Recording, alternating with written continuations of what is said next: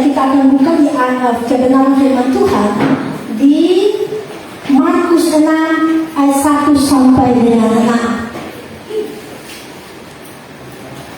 Itu semua di perjanjian lama ya saudara. Oh baru, amin. Kalau begitu semua sudah pasti bangun. Puji nama Tuhan. Baik, Markus 6 ayat 1 sampai dengan 6a.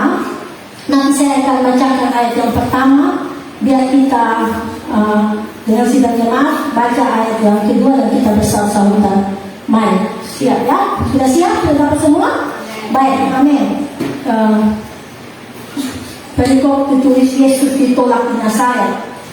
Kemudian Yesus berangkat dari situ dan tiba di tempat asalnya, sedang murid-murid yang mengikuti dia. Sedang jemaat? Pada hari Sabat dia mulai mengajar di rumah ibadah, dan jemaat yang besar takjub ketika mendengar dia, dan mereka berkata, dari mana diperolehnya semuanya itu? Hikmat apa pula yang diberikan kepadanya? Dan mujizat-mujizat yang demikian bagaimanakah dapat diadakan oleh tangannya? Bukankah ia ini anak tukang kayu, anak Maria saudara Yakobus, Yoses, Yudas dan Simon? Dan bukankah saudara-saudaranya yang perempuan ada bersama kita? Lalu mereka kecewa dan menolak dia. Maka Yesus berkata kepada mereka, seorang nabi dihormati di mana-mana, kecuali di tempat asalnya sendiri, di antara kaum keluarganya dan di rumahnya. Ia tidak dapat mengadakan satu mujizat pun di sana, kecuali menyembuhkan beberapa orang sakit dengan meletakkan tangannya di atas mereka. Sama-sama kita baca. Ia merasa heran atas ketidakpercayaan mereka. Amin. Baik, demikianlah kebenaran firman Tuhan. Saudara dikasih Tuhan, tadi saya memberikan tema bahwa Yesus tidak dapat melakukan mujizat. Tapi saya ingin sebelum saya lanjut penjelasan semuanya, kita coba adakan perbandingan dulu. Kita buka di ayat di Matius 15, saudara. Matius 15 ayat 29 sampai dengan 30 yang pertama. Mari kita baca. Saya baca. Yesus menyembuhkan banyak orang sakit. Setelah meninggalkan daerah itu, Yesus menyusur pantai dan Galilea dan masuk ke dalam, naik ke atas bukit. Lalu dia duduk di situ. Kemudian orang banyak berbondong-bondong datang kepadanya, membawa orang lumpuh, orang timpang, orang buta, orang bisu dan banyak lagi yang lain. Lalu mereka meletakkan mereka pada kaki Yesus, dan ia menyembuhkan mereka semua. Maka takjublah orang banyak itu melihat orang bisu berkata-kata, orang timpang sembuh, orang lumpuh berjalan, orang buta melihat, dan mereka memuliakan Allah Israel. Amin. Saudara dikasih Tuhan, kembali kita ayat pokok. Coba bisa kakak buka di Markus 6 kembali tadi. Saudara dikasih Tuhan, kenapa saudara kenapa sampai Yesus tidak dapat melakukan mujizat, saudara? Padahal tadi kita baca di kebenaran firman Tuhan, sebelum yang ke Nazaret di Galilea ada banyak sekali anak-anak Tuhan disertakan di sana, banyak mujizat. Tapi waktu dia masuk ke Nazaret, firman Allah berkata dia tidak dapat melakukan mujizat. Pertanyaannya, apakah Yesus yang kita sembah ini tidak kurang kuasa lagi? Sedangkan yang tadi dia melakukan banyak mujizat, di Galilea dia melakukan banyak mujizat, sedangkan di Nazaret tidak, saudara. Apa penyebabnya, saudara?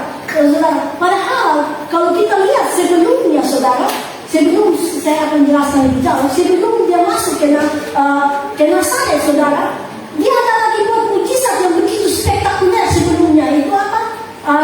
Wanita sakit perdarahan, kalau kita lihat ayat sebelumnya, dan juga membangkitkan anak Yairus.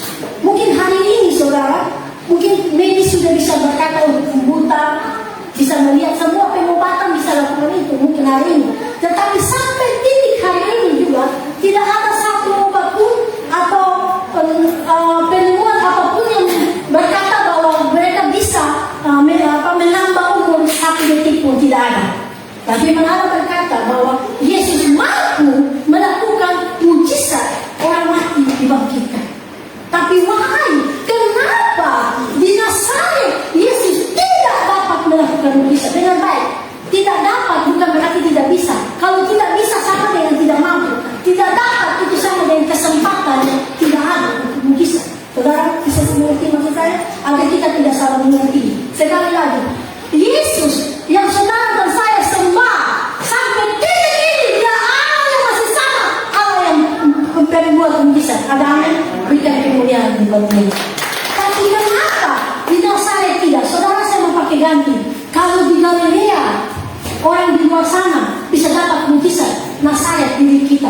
Tapi kenapa saudara dan saya tidak merasakan mujizat itu nyata dalam diri? Apa penyebabnya, saudara? Apa yang membuat kita tidak bisa melihat mujizat itu? Padahal Yesus, kita sudah tahu bahwa dia Allah yang luar biasa. Dan saya percaya bahwa orang Nazaret sudah mendengar berita tentang Yesus, bahwa dia menyembuhkan banyak orang. Dan mereka lain dan belum bisa. Mereka lihat apa? Mereka mau lihat dia, saudara. Tetapi firman justru berkata lain. Timpang sekali, saudara. Di Galilea banyak sekali mujizat, tetapi di Nazaret sedikit banget. Tuhan kecewa, saudara. Timpang sekali perbedaan itu. Apa penyebabnya? Yang pertama, saudara, saya tulis kenapa di Nazaret tidak dapat Yesus melakukan mujizat. Saya tulis di sini karena ada konsep yang keliru. Ada pemikiran orang Nazaret yang keliru, saudara. Apa? Di mana mereka melihat, dia kan ini anak seorang tukang kayu. Apa sih yang bisa dia buat? Apa sih yang dia tidak bisa dia buat bagi kita?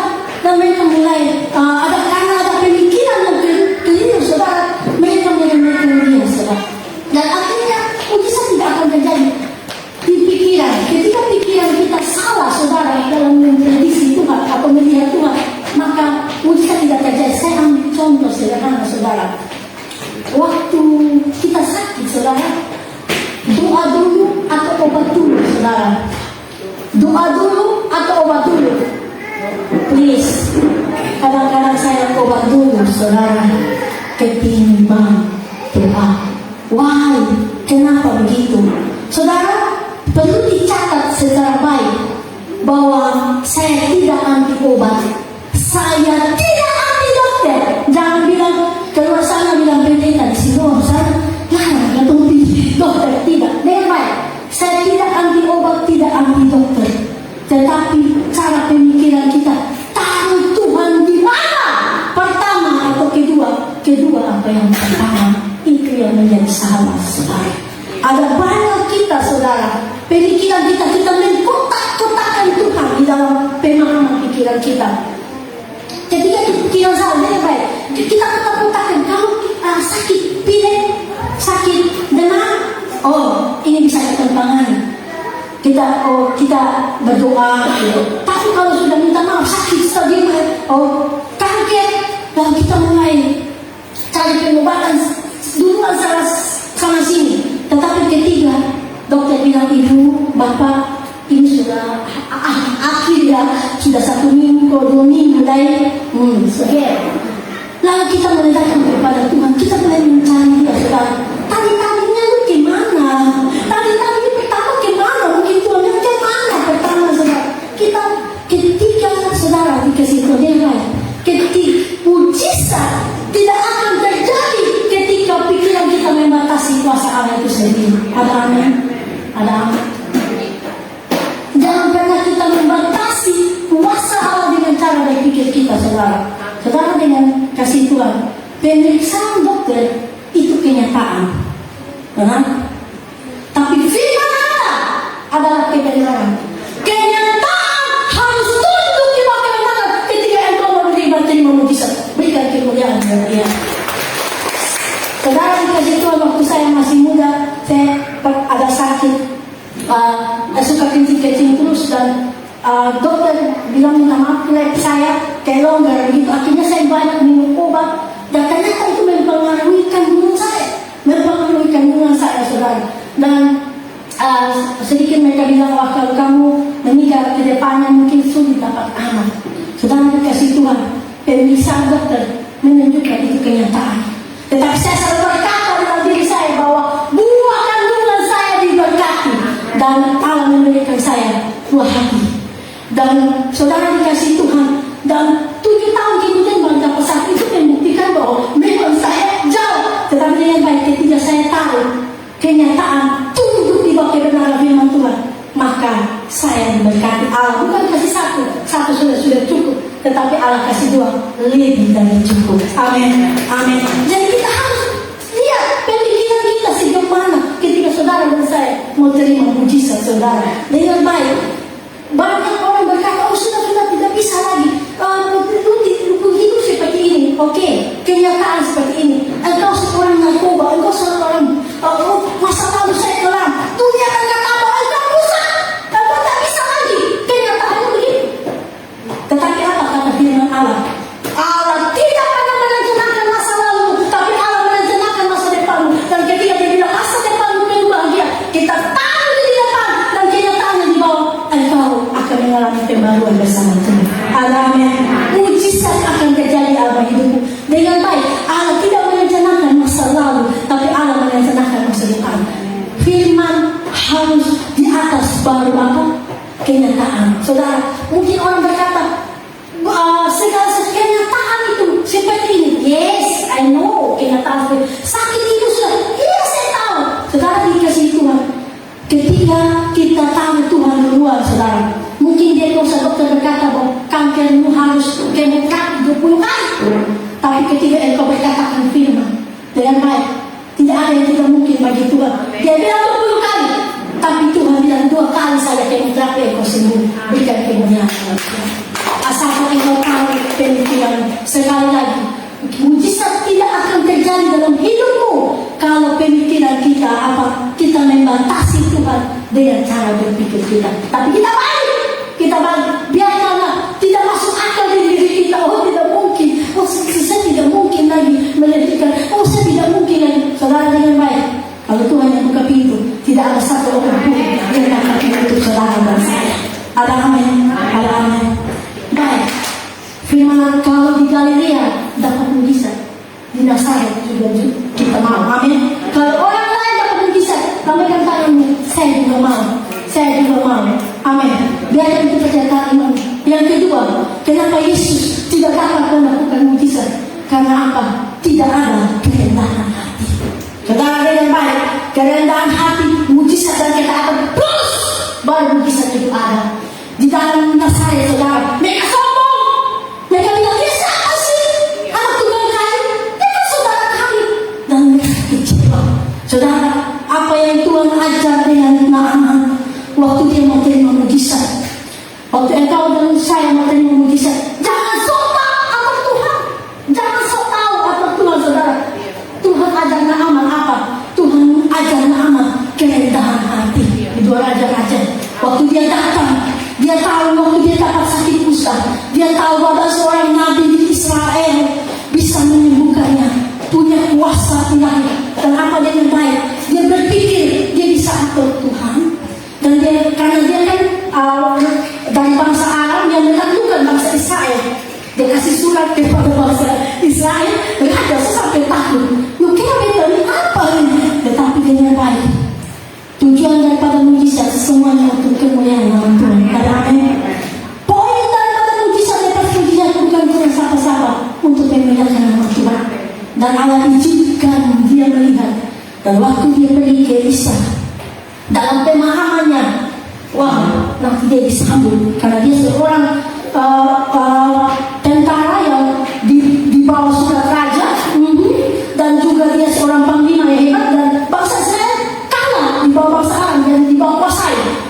Ternyata saudara dengar, sampai di sana Tuhan ajar dia. Ini Elisa disuruh keluar Amel. Dia kasih asistennya pergi. Asisten suruh datang lagi perintah, bilang lebih manis disuruh Yordan. Saudara, dia sempat marah dengan apa memangnya di beta pendengar sudah ada di dalam datang di sungai yang kotor, saudara. Saudara dengan baik, jangan pernah atur Tuhan dalam hidupmu. Ada amin? Ada amin? Ada banyak kita mau dapat mujizat, kita mau atur Tuhan. Contoh harus begini, Tuhan. Kita kan Tuhan, banyak sekali dalam doa kita, tapi di doa itu atur semua. Tuhan begini. Kalau saya mau, artinya biasa. Di akhir itu, saudara, kita balik, saudara. Nah, so atur, dicoba atur, diatur. Coba dia tantangan, coba dia begini. Tapi ketika dia belajar taat, saudara, dengan baik, mujizat kerendahan tidak taat, itu berjalan satu. Ketika dia taat, bilang, mau ikut saya, pengen ikut saya. Kenapa? Kok ini susah? Kok cuma tenggelam di sungai Yordan, saudara. Saudara, saya ingin katakan kepada kita bahwa Tuhan tidak pernah mempersulit hidup saudara dan saya. Ada amin? Dia tidak pernah bersulit dalam kita mengikuti dia. Dia tidak asal lupa saya saja. Macam pun capek lagi. Bisa pun susah lagi, saudara. Saudara sebagai hamba Tuhan, saudara, minta maaf. Saya katakan ini, saudara, bukan mempermalukan anak Tuhan, tetapi saya bisa berbicara, meyakinkan firman Tuhan kepada orang yang bukan anak Tuhan. Karena mereka langsung terima saja. Tapi kalau anak Tuhan, rasa-rasa kita mau buka sekolah teologi baru, saudara. Kita bantah sampai, terakhir saya bilang gini, cuma jadi mau bisa sampai dari Tuhan. Saya nggak pintar untuk segala sesuatunya. Sekarang bisa cuma dari Tuhan, bukan dari saya. Ada amin? Ada amin? Oleh sebab itu, saudara, dan kalau Naaman ini stay dengan berbangga-bangga, maka kusta nempel terus, saudara. Tapi dia, waktu dia pilih taat, saudara, apa dia baik? Memang ada berkata, dia tenggelam 1 kali, 2 kali, 3 kali, 7 kali ketetapan waktu Tuhan, dia sembuh. Dia tenggelam berkali-kali, itu menunjukkan proses. Mujizat juga ada proses. Alami proses dia. 1 kali Allah. Di dalam hidup menjalani kita ada banyak pergumulan yang kita dapat. 1 kali kita berdoa, 2 kali pergumulan, 3 tahun, 4 tahun, 10 tahun. Tuhan belum proses belum 7 kali belum ketetapan Tuhan. Terus aku belajar dan terus. Jangan sok tak atur Tuhan. Amin. Jangan kita atur Tuhan, saudara. Dengan baik kita sering dengar doa Bapa kami. Setiap doa kita, Tuhan ajar doa Bapa kami. Di akhir daripada doa itu, dia bilang apa? Biarlah apa? Kehendakku yang jadi. Bukan. Tapi biarlah kehendak Tuhan yang jadi. Amin. Apapun hidup saudara dan saya, izinkanlah kedaulatan Tuhan yang memutuskannya, bukan kita. Amin. Mujizat boleh kita minta Tuhan tolong kerjakan saya ini dan itu, tapi sekali lagi kita kembali, biarkanlah kedaulatan Tuhan itu yang menyatakan. Pada amin. Saya buktikan dari kebenaran firman Tuhan, kalau kerendahan hati ada, mujizat langsung tas jadi. Apa itu? Perwira di Kapernaum, saudara. Perwira di Kapernaum waktu dia meminta penyembuhan kepada Tuhan, dia bisa datang dengan kebesaran dia. Bahkan anak-anak Tuhan sudah bisik-bisik dengan Tuhan Yesus bilang gini, tolong bantu dia dulu. Dia ada orang yang selalu bantu-bantu gereja juga, bantu-bantu anak Tuhan juga, saudara. Tapi apa yang dilakukan oleh perwira di Kapernaum? Dia tidak mau kebesaran itu. Dia saya bisa pakai itu, pakai deh, itu apa Tuhan? Datang. Terus kalau berjasa banyak nih, dia saya pakai itu. Dia bilang, malah dia berkata, Tuhan, aku tidak layak datang kepada Tuhan. Aku tidak layak meminta seperti ini. Tapi biarlah kemurahan Tuhan berkata sepatah kata pun. Saudara dengan baik, sekalipun panglima ini dia biasa mengaturnya, tapi waktu dia datang kepada Tuhan, dia izinkan Tuhan yang atur dia, bukan dia atur Tuhan. Ada amin. Berikan kemuliaan dia Tuhan. Kita hari ini kita setuju, kita ganti saudara pemahaman yang salah, sikap hati kita yang salah. Kalau kita mau terima mujizat, saudara, ganti. Jangan pernah kita bilang, aku saja tunggu Tuhan betul semuanya sebagai nama tahu. Saya berdoa, halo saudara dikasih Tuhan, please jangan seperti itu. Saudara izinkan saya bersaksi dengan kesaksian pribadi saya lagi. Karena bicara mujizat, ngapain bicara orang lain? Bicara kita yang alami saja.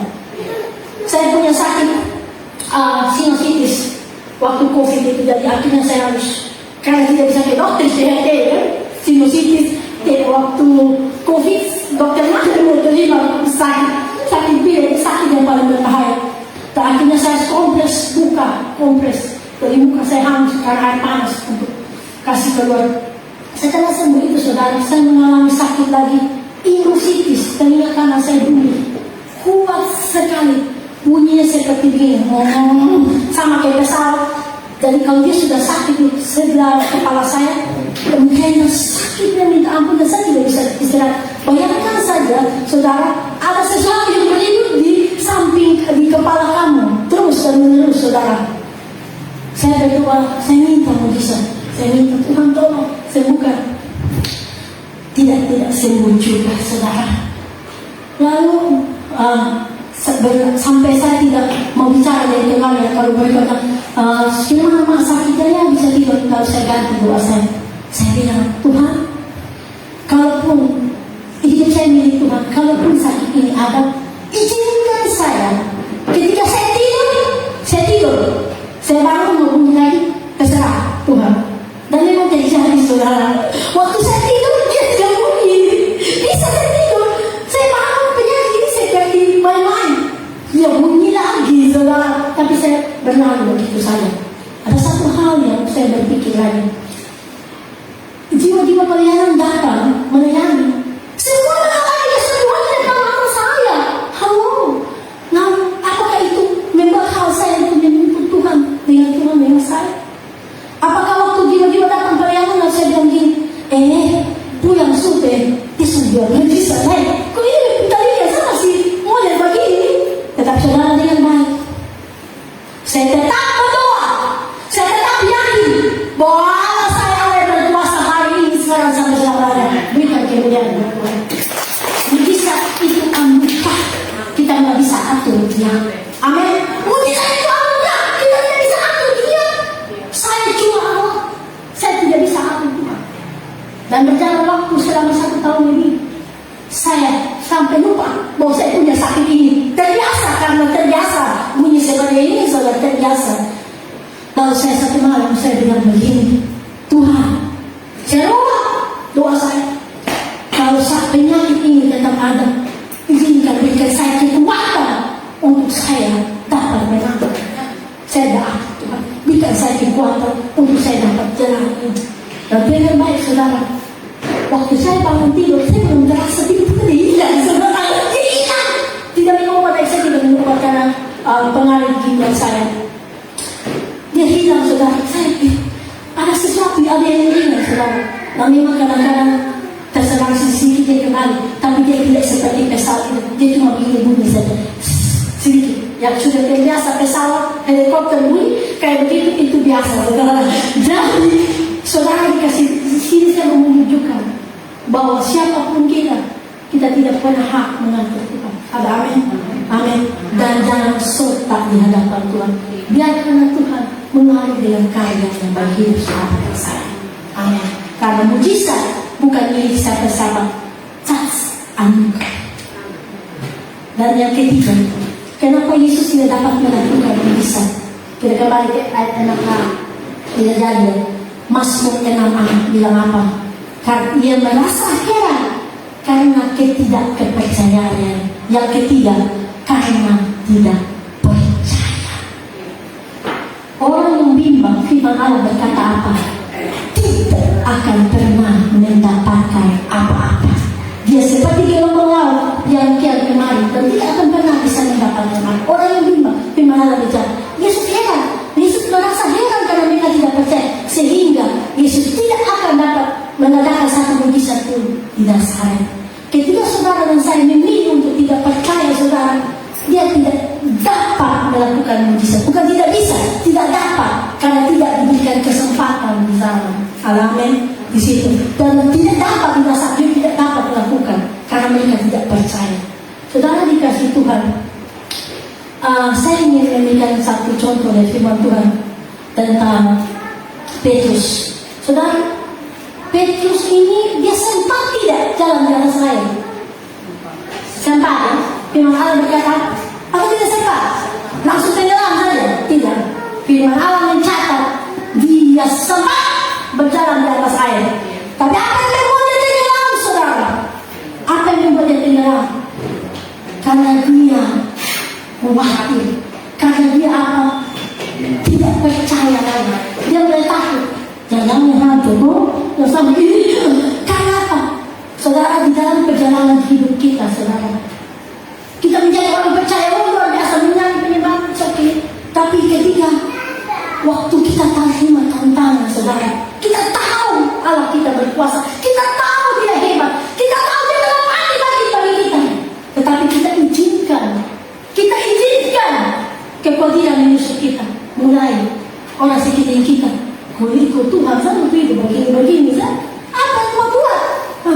Lu ikut Tuhan, saya tetap susah, lu ikut Tuhan, saya masih tetap penyakit terus. Lu percaya apa? Dia itu sama, dia itu bukan Tuhan lagi. Atau mujizat yang ada sekarang, lu pasti sakit juga. Kenapa lu bisa tolong sendiri? Saudara dengar Pak? Ketika kita dengar itu, kita mulai takut. Apa iya dia Tuhan? Apa iya? Kita mulai bingung, kita mulai ragu. Dan orang yang khawatir gampang sekali terpengaruh, saudara. Orang yang gimana gampang sekali terpengaruh. Dan firman Allah berkata, Petrus tenggelam. Karena apa? Bukan karena Tuhan tidak berdiri di situ. Tuhan tetap stay di depan situ. Tapi karena apa? Karena dia ragu, saudara. Saudara dengar baik. Allah dan saudara saya sembah Allah yang tetap besar, Allah yang tetap kuasa. Tetapi yang membuat saudara tidak terima kuasa Tuhan itu karena apa? Kita kembali ragu, saudara. Saudara dengar baik. Ada 3 hal yang saya tulis di sini. Kenapa kita tidak dapat mujizat? Karena apa? Pikiran kita yang salah. Kedua, hati kita tidak beres. Ketiga, hati pikiran jadi satu melihat apa tindakan. Mulai apa? Ragu. Pikiran salah, hati tidak beres, akhirnya menghasilkan tindakan yang ragu. Saudara, dan mungkin ada berkata, tapi ternyata saya sudah lakukan 3 hal ini dengan baik. Saya pikiran sudah lurus, hati sudah stay baik, saya sudah beriman sungguh-sungguh. Tetapi mujizat sudah datang sama hidup saya.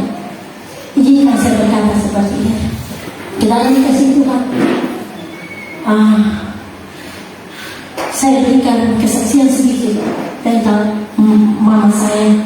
Beberapa waktu yang lalu, 2 tahun yang lalu, mama saya jatuh sakit dan pastinya kita melakukan segala cara. Berdoa iya dan minta maaf ya orang yang beriman, dia seorang penduduk. Semua hamba Tuhan siapapun di mana ini, apalagi anak-anak yang pemilik, pasti stay dengan doa dan tobat. Kita meminta dengan sungguh, tetapi kembali lagi akhirnya mama saya berpulang dengan baik. Apakah kita harus kecewa dengan keputusan itu? Sekali lagi kita belajar tumbuh kembali ke dalam Tuhan. Ada amin. Allah tidak selalu memberikan apa yang kita mau dengan baik, tapi apa yang Dia berikan bagi saudara dan saya sudah pasti terbaik. Amin. Dia tidak pernah menyusahkan kita.